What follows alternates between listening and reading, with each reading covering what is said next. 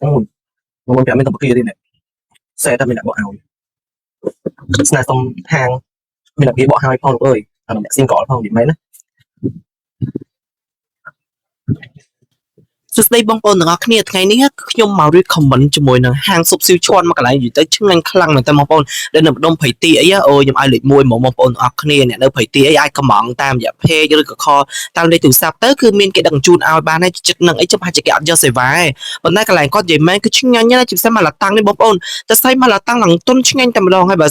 ស៊ុបស៊ីវឈ័ននេះវិញបងប្អូនគឺគេដាក់ទឹកផ្សេងគ្រឿងផ្សេងដល់ពេលយើងមកដល់ទីយើងអាចច្របល់ចូលគ្នាចឹងទៅហើយមួយចានគឺច្រើនខ្លាំងមែនតើដូចមកឡាតាំង15000ឯងបងប្អូនមានសាច់គ្រប់មុខតែម្ដងហើយបើស៊ុបស៊ីវឈ័ននោះ8000ក៏សាច់គ្រប់មុខដូចគ្នាបងប្អូនអើយយ៉ាម៉ែនគឺឆ្ងាញ់មែនតើអាមកឡាតាំងនេះបងប្អូនខ្ញុំនិយាយមែនណាជាតិជាមួយនឹងទឹកតាហ៊ូនឹងមែនតើទឹកតាហ៊ូនឹងមិនដឹងថាគាត់ត្រូវធ្វើមកchứគឺឆ្ងាញ់ខ្លាំងមែនតើញ៉ាំហើយចង់ញ៉ាំទៀតហ្មងទឹកតាហ៊ូនិយាយមែនបងប្អូនទាំងអស់គ្នាអូយទិញចប់ស្នេហ៍ជាមួយនឹងរសជាតិនៅហាងពេជ្រ hot pot ហ្នឹងហើយបងប្អូននៅម្ដុំព្រៃទាអ្នកនៅព្រៃទាដឹងតែបានញ៉ាំឆ្ងាញ់ហើយចង់ញ៉ាំស៊ុបបែបចិនដែលអត់ហាងអត់មានក្លិនឆួលអីហ្នឹងគឺត្រូវហើយកន្លែងហ្នឹងហើយមិនមែនមានតែប៉ុណ្្នឹងទេមានដូចជាតាហ៊ូស្អុយមានជា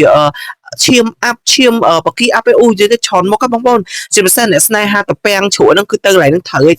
តាពាំងគេវិញណាអូយឆ្ងាញ់ខ្លាំងមែនតើប៉ុន្តែខ្ញុំអត់ចេះតាពាំងហ៎គ្រាន់ថាបងអូនខ្ញុំញ៉ាំតាពាំងគឺគាត់ថាឆ្ងាញ់យីមែនគឺអូយ the best តែម្ដងចឹងបងប្អូនទាំងអស់គ្នាសម្រាប់នៅព្រៃទីអីចង់ញ៉ាំអីកុំភ្លេចទៅហាងពេជ្រ hot pot គឺស្រួលហមមែនតើហើយបើសិនជាអ្នកនៅឆ្ងាយអីអាចកំងតាម app ឬក៏អាច call